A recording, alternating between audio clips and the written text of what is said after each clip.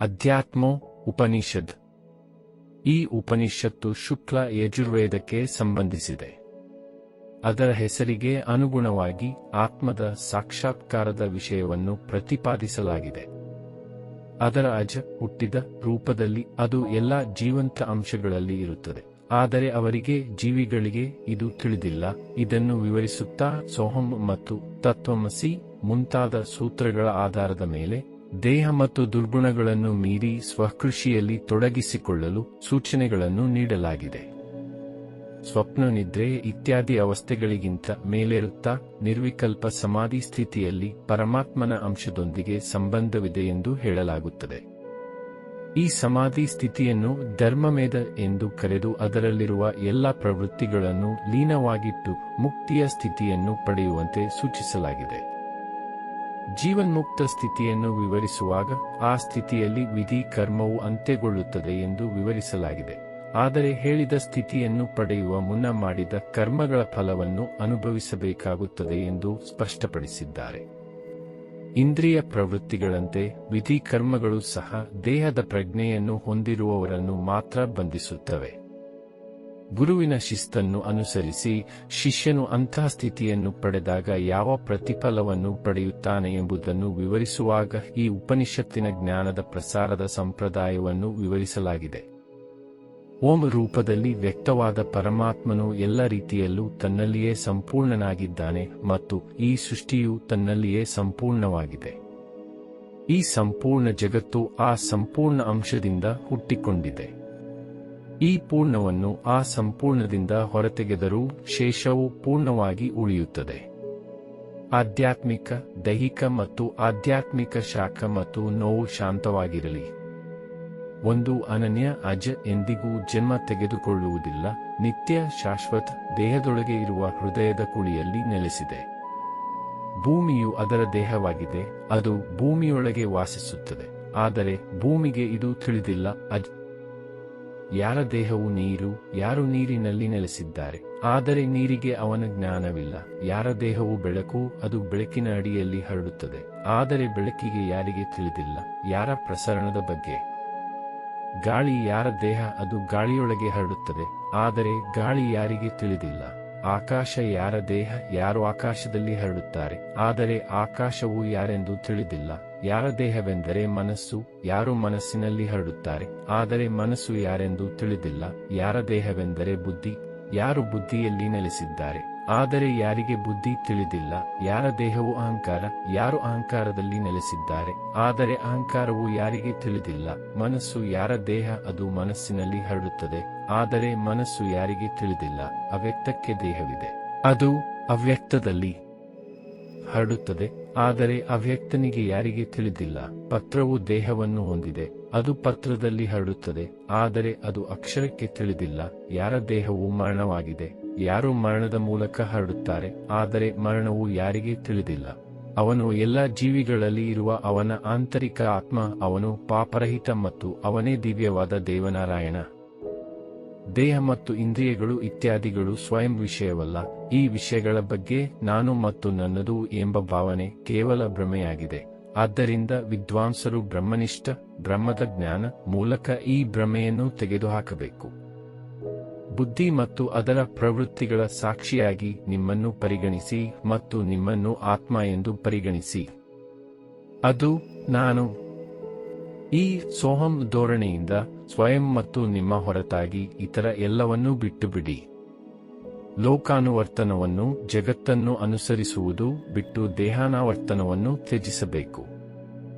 ದೇಹದ ರೂಪಾಂತರದ ನಂತರ ಒಬ್ಬರು ಶಾಸ್ತ್ರಗಳನ್ನು ಅನುಸರಿಸುವುದನ್ನು ಸಹ ಬಿಡಬೇಕು.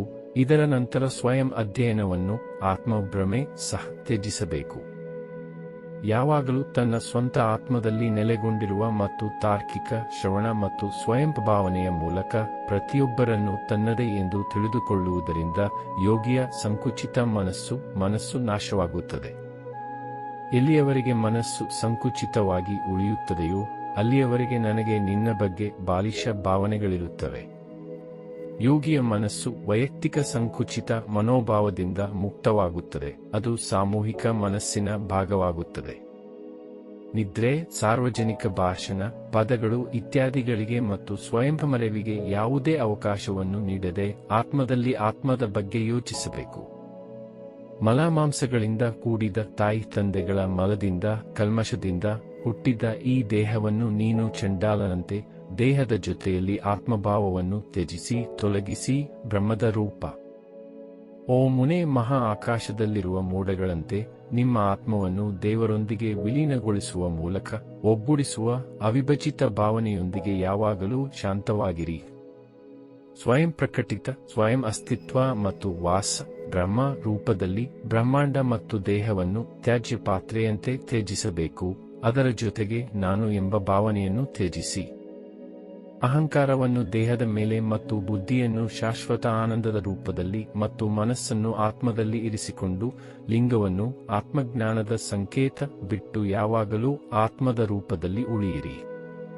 ಓ ಮುಗ್ಧ, ಚಿಕ್ಕ ಆದರೆ ಸ್ವಚ್ಛ ಕನ್ನಡಿಯಲ್ಲಿ ಬೃಹತ್ ನಗರವು ಹೇಗೆ ಗೋಚರಿಸುತ್ತದೆಯೋ ಅದೇ ರೀತಿಯಲ್ಲಿ ನಾನೇ ಬ್ರಹ್ಮ ಎಂದು ತಿಳಿದು ತನ್ನನ್ನು ತಾನು ಅರಿತುಕೊಳ್ಳಬೇಕು. ಅಹಂಕಾರದಿಂದ ಮುಕ್ತನಾದ ಮನುಷ್ಯನು ತನ್ನ ನಿಜವಾದ ರೂಪವನ್ನು ಪಡೆಯುತ್ತಾನೆ. ಅವನು ಚಂದ್ರನಂತೆ ಶುದ್ಧನಾಗುತ್ತಾನೆ ಮತ್ತು ಶಾಶ್ವತ ಆನಂದ ಮತ್ತು ಸ್ವಯಂ ಬೆಳಕು ತುಂಬುತ್ತಾನೆ. ಲೌಕಿಕ ಚಟುವಟಿಕೆಗಳನ್ನು ನಾಶಪಡಿಸುವುದರಿಂದ ಚಿಂತೆಗಳು ನಾಶವಾಗುತ್ತವೆ ಮತ್ತು ಚಿಂತೆಗಳನ್ನು ನಾಶಪಡಿಸುವುದರಿಂದ ಬಯಕೆಗಳು ನಾಶವಾಗುತ್ತವೆ. ಬಯಕೆಗಳ ನಾಶವೇ ಮೋಕ್ಷ ಮತ್ತು ಇದನ್ನು ಜೀವನದಲ್ಲಿ ಮುಕ್ತಿ ಎಂದೂ ಕರೆಯುತ್ತಾರೆ. ಎಲ್ಲೆಲ್ಲೂ ಎಲ್ಲರನ್ನೂ ಬ್ರಹ್ಮನ ರೂಪದಲ್ಲಿ ಮಾತ್ರ ಕಾಣುವ ಮತ್ತು ಯಾರ ಸದ್ಭಾವನೆ ಬಲವಾಗಿದೆಯೋ ಅವನ ಕಾಮವು ಹತೋಟಿಗೆ ಬರುತ್ತದೆ, ಅಂದರೆ ಕಾಮವು ನಾಶವಾಗುತ್ತದೆ. ಒಬ್ಬನು ಬ್ರಹ್ಮನ ಮೇಲಿನ ಭಕ್ತಿಯಲ್ಲಿ ಎಂದಿಗೂ ಅಜಾಗರೂಕನಾಗಿರಬಾರದು, ಏಕೆಂದರೆ ಅಜಾಗರೂಕತೆಯು ಮರಣವಾಗಿದೆ. ಆತ್ಮದ ಸಂಶೋಧನೆಯನ್ನು ತ್ಯಜಿಸಿ ಜೀವನವನ್ನು ಕಳೆಯುವುದು ಅಜಾಗರೂಕತೆ. ಇದನ್ನು ಜ್ಞಾನದಲ್ಲಿ ಪರಿಣಿತರಾದ ಬ್ರಹ್ಮವಾದಿಗಳು ವಿದ್ಯಾವಾನ್ ಹೇಳುತ್ತಾರೆ. ಪಾಚಿ ನೀರಿನಿಂದ ತೆಗೆದ ನಂತರ ಒಂದು ಕ್ಷಣವೂ ಅಲ್ಲಿ ಉಳಿಯುವುದಿಲ್ಲ ಮತ್ತು ಮೊದಲಿನಂತೆ ನೀರನ್ನು ಆವರಿಸುತ್ತದೆ. ಅದೇ ರೀತಿಯಲ್ಲಿ ಬುದ್ಧಿವಂತ ಒಬ್ಬ ವ್ಯಕ್ತಿಯು ಬ್ರಹ್ಮನಿಷ್ಠೆಯಿಂದ ಸ್ವಲ್ಪ ದೂರ ಹೋದರೂ ಅಥವಾ ದೂರ ಹೋದರೂ ಮಾಯೆಯು ಅವನನ್ನು ಆವರಿಸುತ್ತದೆ. ಜೀವಂತವಾಗಿರುವಾಗ ಕೈವಲ್ಯ ಸ್ಥಿತಿಯನ್ನು ಪಡೆದವನು ದೇಹರಹಿತನಾದಾಗ ಮಾತ್ರ ಬ್ರಹ್ಮ ಉಳಿಯುತ್ತಾನೆ. ಅದಕ್ಕೆ ಅಯ್ಯೋ ಪಾಪರಹಿತ ಸಮಾಧಿನಿಶ್ ಆಗಿ ನಿರ್ವಿಕಲ್ಪ ಆಯ್ಕೆಯಿಲ್ಲದ ಆಗು. ನಿರ್ವಿಕಲ್ಪ ಸಮಾಧಿಯ ಮೂಲಕ ದ್ವಂದ್ವವಿಲ್ಲದ ಆತ್ಮವನ್ನು ನೋಡಿದಾಗ ಅದೇ ಸಮಯದಲ್ಲಿ ಹೃದಯದಲ್ಲಿರುವ ಅಜ್ಞಾನದ ಗ್ರಂಥಿಯು ಸಂಪೂರ್ಣವಾಗಿ ನಾಶವಾಗುತ್ತದೆ ಮತ್ತು ಕರಗುತ್ತದೆ. ಒಬ್ಬರ ಆತ್ಮ ಪ್ರಜ್ಞೆಯನ್ನು ಬಲಪಡಿಸುವ ಮೂಲಕ, ಅಂದರೆ ಅಹಂಕಾರ ಇತ್ಯಾದಿಗಳನ್ನು ತ್ಯಜಿಸುವ ಮೂಲಕ, ಒಬ್ಬರು ಪಾತ್ರೆಗಳು ಮತ್ತು ಬಟ್ಟೆಗಳ ಬಗ್ಗೆ ಅಸಡ್ಡೆ ತೋರುವ ರೀತಿಯಲ್ಲಿಯೇ ಅವರ ಬಗ್ಗೆ ಅಸಡ್ಡೆ ಹೊಂದಿರುತ್ತಾರೆ. ಬ್ರಹ್ಮನಿಂದ ಸ್ತಂಭದವರೆಗಿನ ತೃಣ ಎಲ್ಲ ಬಿರುದುಗಳು ಸುಳ್ಳು. ಆದ್ದರಿಂದ ಒಬ್ಬನು ತನ್ನ ಸಂಪೂರ್ಣ ಆತ್ಮವನ್ನು ನೋಡಬೇಕು. ಅದು ಯಾವಾಗಲೂ ಒಂದೇ ರೂಪದಲ್ಲಿ ಎಲ್ಲೆಡೆ ಇರುತ್ತದೆ. ಸ್ವತಃ ಬ್ರಹ್ಮ, ಸ್ವತಃ ವಿಷ್ಣು, ಸ್ವತಃ ಇಂದ್ರ, ಸ್ವತಃ ಶಿವ, ಸ್ವತಃ ಪ್ರಪಂಚ ಮತ್ತು ಇದೆಲ್ಲವೂ ಸ್ವಯಂ. ತನ್ನನ್ನು ಬಿಟ್ಟು ಬೇರೇನೂ ಇಲ್ಲ. ಎಲ್ಲಾ ವಸ್ತುಗಳ ನೋಟವು ಒಬ್ಬರ ಆತ್ಮದಲ್ಲಿ ಹಗ್ಗದಲ್ಲಿ ಹಾವಿನಂತೆ ಮಾತ್ರ ಹೇರಲ್ಪಟ್ಟಿದೆ. ಅದನ್ನು ನಿರ್ಮೂಲನೆ ಮಾಡುವ ಮೂಲಕ ರದ್ದು ಮಾಡುವುದರಿಂದ ಅದು ಸ್ವಯಂಚಾಲಿತವಾಗಿ ಸಂಪೂರ್ಣ ದ್ವಂದ್ವ ಮತ್ತು ಜಡ ಕ್ರಿಯೆರಹಿತ ಪರಬ್ರಹ್ಮವಾಗುತ್ತದೆ. ಆತ್ಮವು ಒಂದೇ ವಸ್ತುವಿನಲ್ಲಿ ಕಾಣಿಸಿಕೊಳ್ಳುವ ಈ ವ್ಯತ್ಯಾಸವು ಸಾಮಾನ್ಯವಾಗಿ ಸುಳ್ಳು, ಏಕೆಂದರೆ ನಿರ್ಗುಣ, ನಿರಾಕಾರ ಮತ್ತು ನಿರಾಕಾರಗಳ ನಡುವಿನ ವ್ಯತ್ಯಾಸ ಎಲ್ಲಿದೆ? ಆ ಪ್ರಜ್ಞೆಯು ಆತ್ಮ, ನೋಡುಗ, ದರ್ಶನ ಮತ್ತು ದೃಶ್ಯ ಇತ್ಯಾದಿಗಳ ಭಾವನೆಗಳಿಂದ ಶೂನ್ಯವಾಗಿದೆ. ಇದು ನಿರಾಮಯ, ಮುಗ್ಧ ಮತ್ತು ಪ್ರಳಯಕಾಲದ ಸಮಯದಲ್ಲಿ ಸಾಗರದಂತೆ ಸಂಪೂರ್ಣವಾಗಿದೆ. ಬೆಳಕಿನಲ್ಲಿ ಕತ್ತಲು ಹೇಗೆ ಕರಗುತ್ತದೆಯೋ ಅದೇ ರೀತಿಯಲ್ಲಿ ಅದ್ವಿತೀಯ ಪರಮ ತತ್ವದಲ್ಲಿನ ಗೊಂದಲದ ಕಾರಣವೂ ಮಾಯವಾಗುತ್ತದೆ. ಆ ಆತ್ಮವು ಘಟಕಗಳಿಲ್ಲದೆಯೇ ಇದೆ, ಆದ್ದರಿಂದ ಅದರಲ್ಲಿ ವ್ಯತ್ಯಾಸ ಎಲ್ಲಿದೆ? 24. ಏಕೀಕೃತ ಪರಮಾತ್ಮನಲ್ಲಿ ತಾರತಮ್ಯವು ಹೇಗೆ ಅಸ್ತಿತ್ವದಲ್ಲಿರಬಹುದು? ಸುಪ್ತ ಸ್ಥಿತಿಯಲ್ಲಿ ಮಾತ್ರ ಸುಖವಿದೆ, ಅದರಲ್ಲಿ ವ್ಯತ್ಯಾಸ ಕಂಡವರು ಯಾರು? ಈ ಆಯ್ಕೆಗೆ ಮೂಲ ಕಾರಣ ಮನಸ್ಸು. ಮನಸ್ಸು ಇಲ್ಲದಿದ್ದರೆ ಆಯ್ಕೆ ಇಲ್ಲ. ಆದ್ದರಿಂದ ನಿಮ್ಮ ಮನಸ್ಸನ್ನು ದೈವಿಕ ರೂಪದಲ್ಲಿ ಸಮಾಧಿಸ್ಥರನ್ನಾಗಿ ಮಾಡಿ. ಆತ್ಮದ ಅವಿಚ್ಛಿನ್ನ ರೂಪವನ್ನು ನಮ್ಮ ನಿಜವಾದ ರೂಪವೆಂದು ತಿಳಿದುಕೊಂಡು ನಾವು ಯಾವಾಗಲೂ ಈ ಆತ್ಮದಲ್ಲಿ ಮಾತ್ರ ಹೊರಗೆ ಉಳಿಯುತ್ತೇವೆ. ಒಳಗಿನ ಆನಂದವನ್ನು ಸವಿಯಿರಿ. ಪರಿತ್ಯಾಗದ ಫಲಿತಾಂಶವು ಜ್ಞಾನೋದಯವಾಗಿದೆ. ಜ್ಞಾನದ ಫಲಿತಾಂಶವು ಉಪರತಿ ವಸ್ತುಗಳಿಂದ ನಿರ್ಲಿಪ್ತತೆ ಮತ್ತು ಉಪರತಿಯ ಫಲಿತಾಂಶವು ಆಧ್ಯಾತ್ಮಿಕ ಆನಂದದ ಅನುಭವದಿಂದ ಪಡೆದ ಶಾಂತಿಯಾಗಿದೆ. ಮೇಲೆ ತಿಳಿಸಿದ ವಿಷಯಗಳಲ್ಲಿ ಯಾವುದು ಅನುಕ್ರಮವಾಗಿಲ್ಲವೋ ಅದರ ಹಿಂದಿನ ವಿಷಯವು ಫಲಪ್ರದವಾಗಿದೆ. ವಸ್ತುಗಳಿಂದ ನಿವೃತ್ತಿಯು ಅಂತಿಮ ತೃಪ್ತಿ ಮತ್ತು ಆತ್ಮದ ಸಂತೋಷವು ಅನನ್ಯವಾಗಿದೆ. ಜಗತ್ತಿಗೆ ಕಾರಣನಾದ ಮಾಯೆ ಎಂಬ ಬಿರುದು ಸರ್ವಜ್ಞಾನ ಇತ್ಯಾದಿ ಲಕ್ಷಣಗಳಿಂದ ಕೂಡಿದ ಪರೋಕ್ಷವಾಗಿ ಶಕ್ತಿಯುಳ್ಳವನು, ಅಂದರೆ ಭ್ರಮೆಯಲ್ಲಿ ಆವರಿಸಿರುವ ಸತ್ಯಸ್ವರೂಪವೂ ಆದ ಬ್ರಹ್ಮನು ತತ್ ಶಬ್ದದಿಂದ ತಿಳಿಯಲ್ಪಡುತ್ತಾನೆ. ನಾನು ಎಂಬ ಪದ ಮತ್ತು ಪ್ರತ್ಯಯಗಳ ಆಶ್ರಯವಾಗಿ ತೋರುವವನು ಆತ್ಮಸಾಕ್ಷಿಯಿಂದ ಸುಳ್ಳಾಗಿರುವ ಜ್ಞಾನವು ತ್ವಂ ಎಂಬ ಶಬ್ದದಿಂದ ತಿಳಿಯುತ್ತದೆ. ಮಾಯೆ ಮತ್ತು ಅವಿದ್ಯೆಗಳು ಕ್ರಮವಾಗಿ ಬ್ರಹ್ಮ ಮತ್ತು ಜೀವ ಎಂಬ ಎರಡು ಬಿರುದುಗಳಾಗಿವೆ. ಅದನ್ನು ತ್ಯಜಿಸುವುದರಿಂದ ಅಖಂಡ ಸಚ್ಚಿದಾನಂದ ಪರಬ್ರಹ್ಮನು ಗೋಚರಿಸುತ್ತಾನೆ. ಈ ರೀತಿ ತತ್ವಮಸಿ ಮೊದಲಾದ ಶ್ರೇಷ್ಠ ವಾಕ್ಯಗಳ ಮೂಲಕ ಅರ್ಥವನ್ನು, ಜೀವಿ ಮತ್ತು ಬ್ರಹ್ಮದ ಐಕ್ಯತೆಯನ್ನು ಸಂಶೋಧಿಸುವುದು, ಶ್ರವಣ ಮತ್ತು ಕೇಳಿದ್ದನ್ನು ತರ್ಕಬದ್ಧವಾಗಿ ಚರ್ಚಿಸಿ ಸಂಶೋಧನೆ ಮಾಡುವುದು, ಮನನ್, ಶ್ರವಣ ಮತ್ತು ಧ್ಯಾನದ ಮೂಲಕ ಸಂದೇಹವಿಲ್ಲದೆ ಮನಸ್ಸನ್ನು ಅರ್ಥದಲ್ಲಿ ಸ್ಥಾಪಿಸಿ ಏಕತೆಯನ್ನು ಸಾಧಿಸುವುದು, ಇದು ನಿಧಿಧ್ಯಾಸನ. ಇದರ ನಂತರ ಧ್ಯಾನ ಮತ್ತು ಧ್ಯಾನವನ್ನು ತ್ಯಜಿಸಿ ಮತ್ತು ನಿಮ್ಮ ಮನಸ್ಸನ್ನು ಗುರಿಯ ಮೇಲೆ ಕೇಂದ್ರೀಕರಿಸಿ. ಗಾಳಿಯಿಲ್ಲದ ಜಾಗದಲ್ಲಿ ಇಟ್ಟ ದೀಪದಂತೆ ಮನಸ್ಸು ನಿಶ್ಚಲವಾದಾಗ ಇದೇ ಸಮಾಧಿ. ಸಮಾಧಿ ಸ್ಥಿತಿಯಲ್ಲಿ ಪ್ರವೃತ್ತಿಗಳು ಕೇವಲ ಸ್ವಯಂ ಸ್ಪಷ್ಟವಾಗಿರುತ್ತವೆ. ಇದಕ್ಕೆ ಯಾವುದೇ ಕಾರಣವಿಲ್ಲ. ಆದರೆ ಸಮಾಧಿಯಿಂದ ಹೊರಹೊಮ್ಮಿದ ಅನ್ವೇಷಕನ ಆ ಮುಂದುವರಿದ ಪ್ರವೃತ್ತಿಗಳನ್ನು ಸ್ಮರಣೆಯ ಮೂಲಕ ಅಂದಾಜು ಮಾಡಲಾಗುತ್ತದೆ. ಈ ಸನಾತನ ಜಗತ್ತಿನಲ್ಲಿ ಕೋಟಿಗಟ್ಟಲೆ ಕರ್ಮಗಳು ಸಂಚಯನವಾಗುತ್ತವಾದರೂ ಸಮಾಧಿಯಿಂದ ಕರಗಿ ಶುದ್ಧ ಧರ್ಮವು ವೃದ್ಧಿಯಾಗುತ್ತದೆ. ಉತ್ತಮ ವರ್ಗದ ಯೋಗ ತಜ್ಞರು ಈ ಸಮಾಧಿಯನ್ನು ಧರ್ಮಮೇಶ ಎಂದು ಕರೆಯುತ್ತಾರೆ, ಏಕೆಂದರೆ ಅದು ಮೋಡದಂತೆ ಧರ್ಮದ ರೂಪದಲ್ಲಿ ಸಾವಿರಾರು ಅಮೃತಧಾರೆಗಳನ್ನು ಸುರಿಸುತ್ತದೆ. ಆಗ ಈ ಸಮಾಧಿಯ ಮೂಲಕ ಕಾಮವೆಂಬ ಜಾಲವು ಸಂಪೂರ್ಣವಾಗಿ ಹತೋಟಿಯಲ್ಲಿದ್ದು, ಪುಣ್ಯ ಪಾಪವೆಂಬ ಕರ್ಮಗಳ ಸಮೂಹವು ಸಂಪೂರ್ಣವಾಗಿ ನಾಶವಾದಾಗ ವಾಕ್ಯಗಳ ಮೂಲಕ ತತ್ವಮಸಿ ಇತ್ಯಾದಿ ಮೊದಲು ಪರೋಕ್ಷ ಜ್ಞಾನವನ್ನು ತಿಳಿಸಿ ನಂತರ ಆ ಹಸ್ತಾಮಲಕವು ತಿಳಿಸುತ್ತದೆ. ಪರೋಕ್ಷ ತಿಳುವಳಿಕೆ, ತತ್ವಜ್ಞಾನ. ಯಾವಾಗ ಭೋಗಕ್ಕೆ ಯೋಗ್ಯವಾದ ವಸ್ತುವಿನ ಉಪಸ್ಥಿತಿಯಲ್ಲಿಯೂ ಕಾಮವು ಉದ್ಭವಿಸುವುದಿಲ್ಲ, ನಂತರ ಒಬ್ಬನು ತ್ಯಜಿಸುವ ಸ್ಥಿತಿಯನ್ನು ತಿಳಿದುಕೊಳ್ಳಬೇಕು. ಇದು ಅವಶ್ಯಕ ಮತ್ತು ಅಹಂಕಾರದ ಭಾವನೆಯ ಏರಿಕೆ ಇರಬಾರದು. ಅಂದರೆ ಅಂತಹ ಅಹಂಕಾರಿ ಪರಿಸ್ಥಿತಿಯನ್ನು ರಚಿಸಿದಾಗ ಹೋದ ನಂತರವೂ ಅಹಂಕಾರ ಬರುವುದಿಲ್ಲ. ಆಗ ಜ್ಞಾನದ ಪರಮ ಸ್ಥಿತಿಯನ್ನು ತಿಳಿಯಬೇಕು. ಹೀರಿಕೊಳ್ಳಲ್ಪಟ್ಟ ಪ್ರವೃತ್ತಿಗಳು ಮತ್ತೆ ಹೊರಹೊಮ್ಮದಿದ್ದರೆ ಅದನ್ನು ಅವನತಿ ಸ್ಥಿತಿ ಎಂದು ಪರಿಗಣಿಸಬೇಕು. ಈ ಸ್ಥಿತಿಯಲ್ಲಿರುವ ವ್ಯಕ್ತಿಯನ್ನು ಸ್ಥಿತಪ್ರಜ್ಞ ಎಂದು ಕರೆಯಲಾಗುತ್ತದೆ. ಅವನು ಯಾವಾಗಲೂ ಆನಂದವನ್ನು ಅನುಭವಿಸುತ್ತಾನೆ. ಯಾರ ಆತ್ಮವು ಕೇವಲ ಬ್ರಹ್ಮದಲ್ಲಿ ವಿಲೀನವಾಗಿದೆಯೋ ಅವನು ಅಸ್ತವ್ಯಸ್ತನಾಗುತ್ತಾನೆ ಮತ್ತು ನಿಷ್ಕ್ರಿಯನಾಗುತ್ತಾನೆ. ಬ್ರಹ್ಮ ಮತ್ತು ಆತ್ಮದ ಐಕ್ಯತೆಯ ಸಂಶೋಧನೆಯಲ್ಲಿ ಲೀನವಾದ ಪ್ರವೃತ್ತಿಯು ಆಯ್ಕೆಯಿಂದ ಮುಕ್ತವಾದಾಗ, ಗೊಂದಲಗಳಿಂದ ಮುಕ್ತವಾದಾಗ ಮತ್ತು ಕೇವಲ ಜಾಗೃತ ರೂಪವಾಗುವುದಾದರೆ ಅದನ್ನು ಬುದ್ಧಿವಂತಿಕೆ ಎಂದು ಕರೆಯಲಾಗುತ್ತದೆ. ಯಾವಾಗಲೂ ಇರುವಂತಹ ವಿವೇಕ ಜೀವನ್ಮುಕ್ತಿ ಎಂದು ಕರೆಯಲ್ಪಡುತ್ತದೆ. ದೇಹ ಮತ್ತು ಇಂದ್ರಿಯಗಳಲ್ಲಿ ಅಹಂಕಾರವನ್ನು ಹೊಂದಿರದ ಮತ್ತು ಇತರ ವಿಷಯಗಳ ಜೊತೆಗೆ ಬಾಂಧವ್ಯವನ್ನು ಹೊಂದಿರುವವನು. ಇಲ್ಲದಿದ್ದರೆ ಅವನನ್ನು ಜೀವನ್ಮುಕ್ತ ಎಂದು ಕರೆಯಲಾಗುತ್ತದೆ. ಜೀವಿ ಮತ್ತು ಬ್ರಹ್ಮ ಮತ್ತು ಬ್ರಹ್ಮಾಂಡದ ನಡುವೆ ವ್ಯತ್ಯಾಸವನ್ನು ತೋರಿಸದವನು ಜೀವನ್ಮುಕ್ತ ಎಂದು ಕರೆಯಲ್ಪಡುತ್ತಾನೆ. ಒಳ್ಳೆಯವರಿಂದ ಪೂಜಿಸಲ್ಪಟ್ಟರೂ ಮತ್ತು ದುಷ್ಟರಿಂದ ದಮನಿತರೂ ಸಮಚಿತ್ತವನ್ನು ಕಾಪಾಡುವವನು ಜೀವನ್ಮುಕ್ತ ಎನ್ನುತ್ತಾರೆ. ಬ್ರಹ್ಮ ತತ್ವವನ್ನು ತಿಳಿದುಕೊಂಡವನು ಪ್ರಪಂಚದ ಕಡೆಗೆ ಅವನ ದೃಷ್ಟಿ ಒಂದೇ ಆಗಿರುವುದಿಲ್ಲ. ಆದ್ದರಿಂದ ಅವನು ಜಗತ್ತನ್ನು ಮೊದಲಿನಂತೆಯೇ ನೋಡಿದರೆ ಅವನು ಎಂದು ತಿಳಿಯಬೇಕು. ಬ್ರಹ್ಮಭಾವವನ್ನು ಇನ್ನೂ ಅರ್ಥ ಮಾಡಿಕೊಳ್ಳಲಾಗಿಲ್ಲ. ಇದು ಮತ್ತು ಬಹಿರ್ಮುಖಿಯಾಗಿದೆ. ಸುಖ ಇತ್ಯಾದಿಗಳನ್ನು ಅನುಭವಿಸುವವರೆಗೆ ಅದನ್ನು ಪ್ರಾರಬ್ಧ ಭೋಗ್ ಎಂದು ಪರಿಗಣಿಸಬೇಕು. ಏಕೆಂದರೆ ಯಾವುದೇ ಫಲವು ಹಿಂದಿನ ಕ್ರಿಯೆಯಿಂದ ಉಂಟಾಗುತ್ತದೆ. ಕ್ರಮವಿಲ್ಲದೆ ಯಾವುದೇ ಫಲಿತಾಂಶವಿಲ್ಲ. ಹೇಗೆ ಜಾಗೃತನಾದ ಮೇಲೆ ಸ್ವಂತ ಕರ್ಮ ನಾಶವಾಗುತ್ತದೆಯೋ ಅದೇ ರೀತಿ ನಾನೇ ಬ್ರಹ್ಮ ಎಂಬ ಜ್ಞಾನವನ್ನು ಪಡೆದ ಮೇಲೆ ಲಕ್ಷಾಂತರ ಕಲ್ಪಗಳ ಮೇಲೆ ಸಂಪಾದಿಸಿದ ಸಂಗ್ರಹಗೊಂಡ ಕರ್ಮಗಳು ಕರಗುತ್ತವೆ, ನಾಶವಾಗುತ್ತವೆ. ಯೋಗ ನಿಮ್ಮನ್ನು ಆಕಾಶದಂತೆ ನಿರ್ಲಿಪ್ತ ಮತ್ತು ಅಸಡ್ಡೆ ಎಂದು ಪರಿಗಣಿಸಿ ಭವಿಷ್ಯದ ಕಾರ್ಯಗಳಲ್ಲಿ ಸ್ವಲ್ಪವೂ ತೊಡಗಿಸಿಕೊಳ್ಳಬೇಡಿ.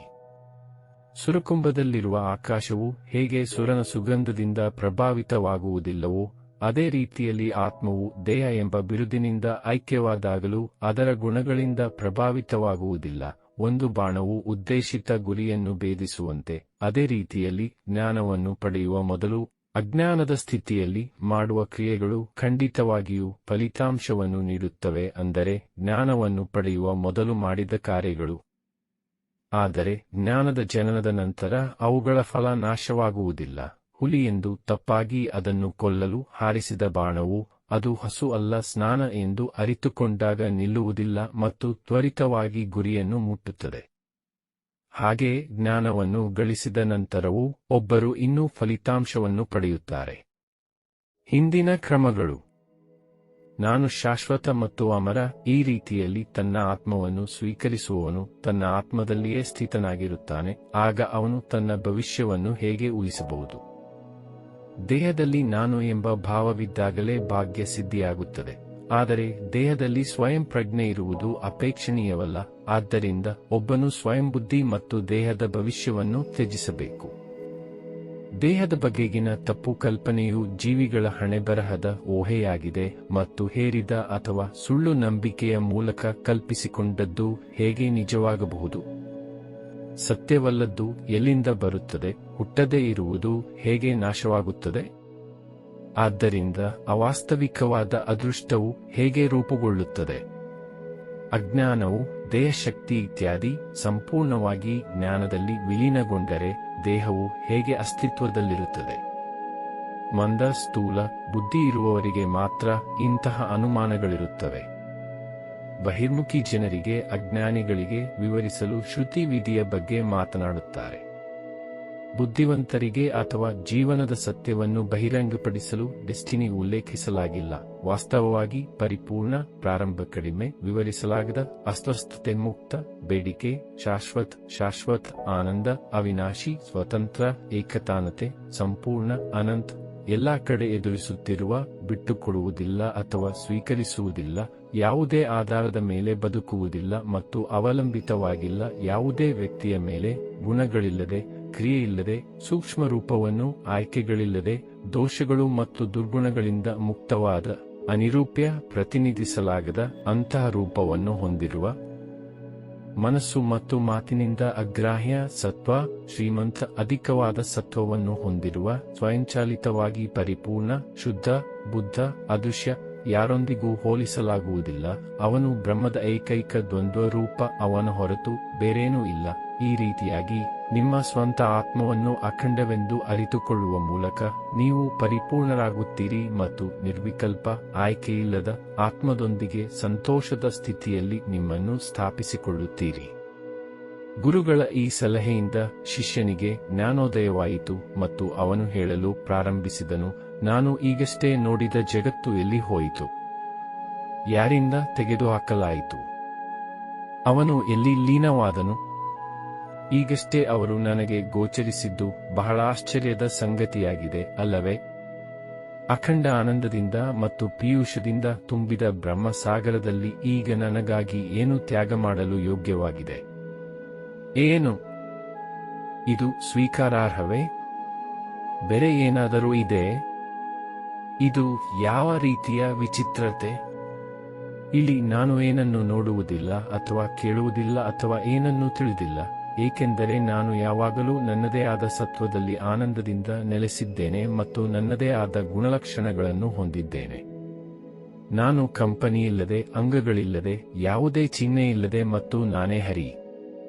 ನಾನು ಶಾಂತಿಯುತ, ಅನಂತ, ಪರಿಪೂರ್ಣ ಮತ್ತು ಶಾಶ್ವತ ಎಂದರೆ ನಾನು ಎಲ್ಲಕ್ಕಿಂತ ಹಿರಿಯ. ನಾನು ಮಾಡುವವನು, ಆನಂದಿಸುವವನು, ಬದಲಾಗದ ಮತ್ತು ಶಾಶ್ವತ. ನಾನು ಶುದ್ಧ ತಿಳುವಳಿಕೆಯ ಸಾಕಾರ ಮತ್ತು ಸದಾಶಿವ ಮಾತ್ರ. ಈ ಜ್ಞಾನವನ್ನು ಸದಾಶಿವ ಗುರುಗಳು ಅಪಂತರ್ತಂ ದೇವರ ಮಗ ಎಂಬ ಬ್ರಾಹ್ಮಣನಿಗೆ ನೀಡಿದರು. ಆಪಂತರ್ತಂ ಬ್ರಹ್ಮನಿಗೆ ಕೊಟ್ಟಿದ್ದ, ಬ್ರಹ್ಮ ಅದನ್ನು ಅಂಗೀರಸನಿಗೆ ಕೊಟ್ಟನು. ಉಗ್ರ ಅಂಗೀರಸನು ಅದನ್ನು ರಾಕ್ವನಿಗೆ ಕೊಟ್ಟನು. ರಾಕ್ವ ಅದನ್ನು ರಾಮನಿಗೆ, ಪರಶುರಾಮ ಕೊಟ್ಟನು. ರಾಮನು ಸಕಲ ಜೀವರಾಶಿಗಳಿಗೆ ಒದಗಿಸಿದನು. ಇದು ನಿರ್ವಾಣದ ಪ್ರಾಪ್ತಿಗೆ ಶಿಸ್ತು, ವೇದ ಮತ್ತು ವೇದಗಳ ಶಿಸ್ತು. ಆದೇಶವಿದೆ. ಈ ರೀತಿಯಲ್ಲಿ ಈ ಉಪನಿಷತ್ ಅಧ್ಯಾತ್ಮ ಜ್ಞಾನ ಪೂರ್ಣಗೊಂಡಿತು. ಓಂ ಪೂರ್ಣಮದ ಇತಿ ಶಾಂತಿಯ